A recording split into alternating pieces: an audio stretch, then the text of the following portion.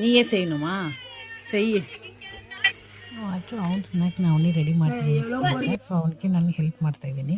ಬ್ರೆಡ್ಡಲ್ಲಿ minus ಹಾಕ್ಕೊಟ್ಟೆ, ಅವನೇ spread ಮಾಡ್ತಾವನೆ bread ಮೇಲೆ. ಅದ್ರ ಮೇಲೆ ಬಂದು ಮ್ಯಾಗಿ ಹಾಕ್ಕೊಬೇಕು. ಫಸ್ಟ್ ವೀಡಿಯೋಲಿ ನೋಡಿದೆ. ಈ ವಿಡಿಯೋ ಅರ್ಥ ಆಗಿಲ್ಲ ಅಂದರೆ ಪಾರ್ಟ್ 1 ವೀಡಿಯೋ ನೋಡಿ ಏನು ಸ್ನ್ಯಾಕ್ಸ್ ಮಾಡ್ತಾರೆ ಅಂತ ನಿಮ್ಗೆ ಗೊತ್ತಾಗುತ್ತೆ.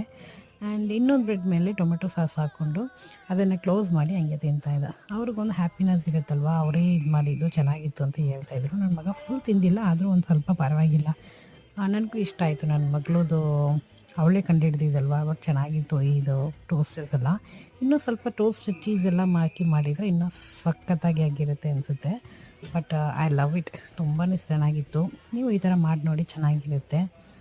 Thanks for watching. Keep supporting me. Take care. I love you all.